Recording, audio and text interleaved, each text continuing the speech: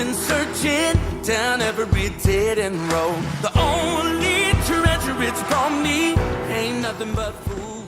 Hey, what's up, everybody? It's been a while since I've dropped a video, done an upload. I'm actually in the middle of making a video for a knife I'm making, but I got this opportunity to have a talk with a local blacksmith who tries to be period correct with a lot of stuff he does. And the reason why I hooked up with him is because, as you can see here, I got a pretty good deal on a couple of Blacksmith vices, and I'm looking forward to putting them into service. But I want to know more about them. I know this one is a Colombian. I'm still not quite sure how old it is, but it's a little bit newer. It's been drop forged, it looks like. But this one here seems like a very old English one, and I wanted to find out more about it. So, let's go visit Gary Hinman, blacksmith that doesn't live far away from me. Let's go. Living in darkness, mining for falls. The only treasure it's brought me ain't nothing but fools gold. Fools gold, fools gold. Everything that don't come from the Lord is fools gold, fools gold. We're on our way over there. I need to say, it's nice to finally have a beautiful day in upstate New York. The weather is fabulous today. I don't think there's a better day we could have picked to do this. So, and I'm really looking forward to not only getting his opinion on my vices, but I'm also looking forward to checking out some of the older tools that he's got laying around his shop. He's agreed to give us a little bit of a tour, and man, I gotta tell you, I'm looking forward to it. Feel your heart with falls hope. Well, it ain't no secret I've been doing my own thing, running round in circles. I'm just living with the pain. Cried out to Jesus, I say, forgive my soul. He says, follow me, oh sinner, down the narrow. Okay, so I made it to Gary Hinman's house. He's got all kinds of cool blacksmith tools in here. This is Gary right here. He's we got to know each other from a church event in my church where he did a display of some of his old school blacksmith stuff. And let me tell you something, blacksmiths are far more skilled, in my opinion, than bladesmiths, because they make so many different things besides just edged bits. So how long you been doing this, Gary? 47 years. 47 years. How old were you when I started? I wasn't born You yet. weren't even born. Yeah, You weren't even a glimmer in anybody's eye yet. No, I wasn't. I'm 41. I'm getting up there, but you've been doing it a lot longer than I've been around. Yep. So, anyways, let's maybe take a look around inside here. Let me grab that camera. Alrighty. So here we are, Gary Hinman's shop. I'm sorry, folks, that I don't have a wider angled lens. I really don't. But there's Gary. He's being really gracious with me today. Gary, if I had to ask you for maybe a couple of small points for guys that are starting out, what are the tools that are like fundamental that they should be looking for their very first setup? What would you recommend? Well, obviously a hammer and something to pound on. Doesn't necessarily have to be an anvil, but a very good solid chunk of steel. To be honest, my first anvil was a piece of railroad rail that was loaned to me. Gave me something to pound on while I was getting started, and it's a cross peen hammer. See, these are all cross peens here. I've got this variety of sizes here. This one is the one I really use the most. But cross peen hammer, it's easy to come across a cross peen hammer. New cross peen hammer, there are those that are out there, but because you've got your option of your face, you've also got the option of the cross peen. And of course, ball peens are also handy to have, but they push the metal around a little different from the way a cross peen does. And of course, that's what blacksmithing is all about. It's about pushing metal around. Yeah. The interesting thing is the recommendations he just said are exactly the first things that I had to pursue. Cross peen hammer, ball peen hammer, anvil, and of course some kind of forge. You know, obviously there's different kinds of forges. Someday I would like to do some forging and something like that, but for right now it's a lot easier for me to use the propane forge because I don't need to have all this kind of chimney setup that he's got here for safety purposes. So that's made it a little bit easier for me. Anyhow, we're going to check out some of these tools because they're pretty awesome. Let's start with this anvil right here, Gary. Obviously it says Hey Buddin' on the side. Hey Buddin' anvil. This was probably made around 1900. It's a forged anvil.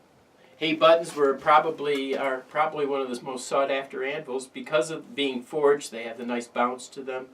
Some people don't like the rings. They stick a magnet on so it doesn't ring so much when you're pounding on it. But it does have a nice ring and it has a very nice bounce.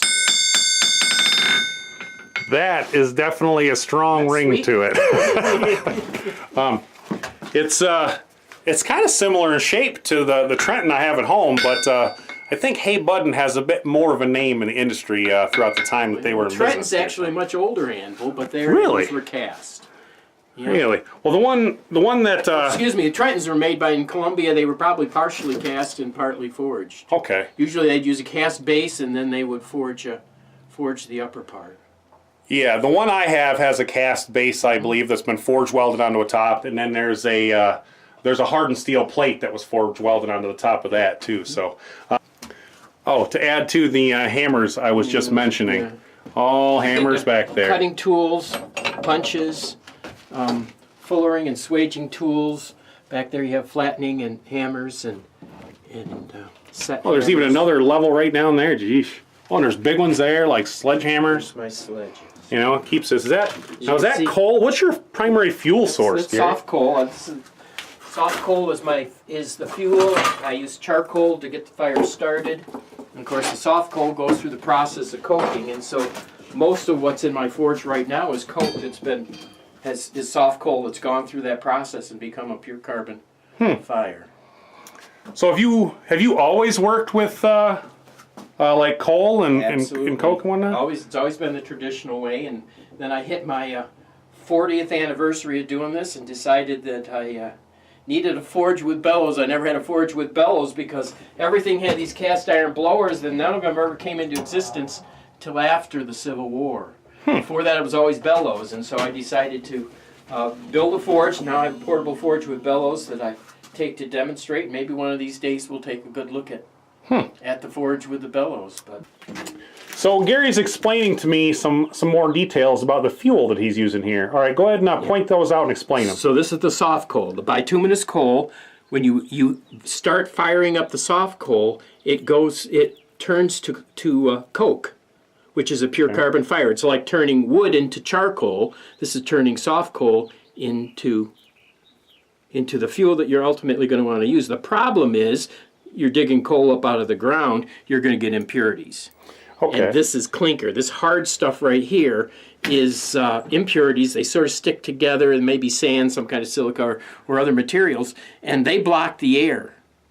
Okay. So you have to, that's the hardest part, really the hardest part about blacksmithing with coal is keeping a good fire, keeping a clean fire, because you've got to constantly be cleaning out the clinker so that you keep a nice hot fire and a good airflow. Yeah, so clinkers create cold spots. The silica stuff and the garbage stuff that doesn't really burn or generate any heat gives you a cold spot. But you start out with a coal, a soft coal. Then you get coke, which is partially burned soft coal. And then if you have impurities, it becomes a clinker, which gives you cold spots. Exactly. Very good information, Gary. Thank you for sharing that with us. Absolutely. So, Gary, I've got one burning question for you. Do you have enough sets of tongs? Can never have enough sets of tongs. Never. The blacksmith when he needed a set of tongs that didn't do what it needed to do, he'd make that set of tongs, and then that'd be one more he'd add to the collection. But depending on what you were working on, you needed the tong that's going to hold on to it. You don't want to lose track of a piece of steel that's 2100 degrees Fahrenheit, do you? No, you definitely do not. So, but one of the key differences between Gary's work from mine, I use some more updated stuff and not so much period correct things. And he's got a nice coal forge here, which he uses to great effect. As you can see, he's got a bunch more tongs along here. And up here, what do we got, Gary? We've got some cutting tools. Yeah, some older pieces, some pieces that I'm not even sure what they're for. But and the most amazing cutting tool I think I've ever seen, if you can see it in camera, is a huge snips. Yeah. Now, I don't know if you guys know how big my hands are, but you've probably heard me talk before about how big they are. But those are my hands, which are very large. And that thing is huge. That's awesome. Where did you happen to come by that, Gary? Well, actually, just a couple hills over in Newark Valley, in a shop in Newark Valley, and it was over a door in in an antique shop, and I found it in my hometown. Yeah, in your hometown, where I grew up. These were common, of course, in tinsmith shops, and they would use them to snip up their tin. But it wasn't that uncommon either for a blacksmith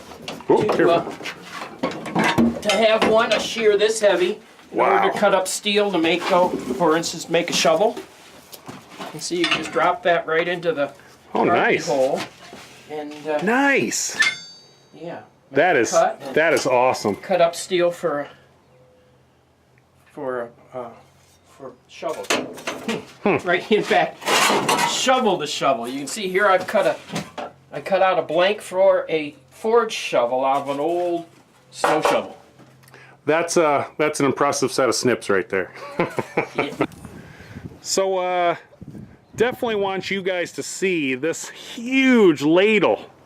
I mean, you could melt some lead in there, other types of metals. Can we turn it here? Look at this ladle. Again, look at my hand. I have a huge hand. This thing is probably what, 8 inches? 8 inches or so right there. Just nice. It's got a nice little... It is a number 8, so that might be... Oh, 8, yep. It probably is an 8-inch ladle. Look at that. Nice. I like it. I know what... Okay, Gary's letting me explore a little more here. This is a really old drill. It's got a little gear up there that slowly moves the spindle down here, and that is really cool. I like it. Oh, looky, looky. Look what we have here. It's almost like a little mini vise thing. Vise. Yep. Look at this guy. So where did you come by this, Gary? Oh, I don't know. Picked it up in a shop someplace. Look at that. Take a look at this one below it. Look and there's another one. He's little like that.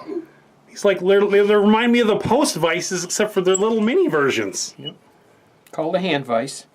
Awesome. Called a hand vise, huh? Use it right in your hand. Any idea how old these guys are? No, but they're definitely pre-vice grip, right? Pre-vice grip? Yeah, I would imagine so. No idea. Huh, awesome. I really think there's a lot I can learn from traditional blacksmithing techniques that even will translate into the knife making that I do. So maybe I'll chat with Gary a little bit here and he'll give me some tips, and maybe I'll share them with you another time. Anyhow, I hope you have enjoyed this look at someone else's setup, because it's pretty interesting in here, and I definitely want to visit here again. Leaning on your promises, oh Lord, deliver me.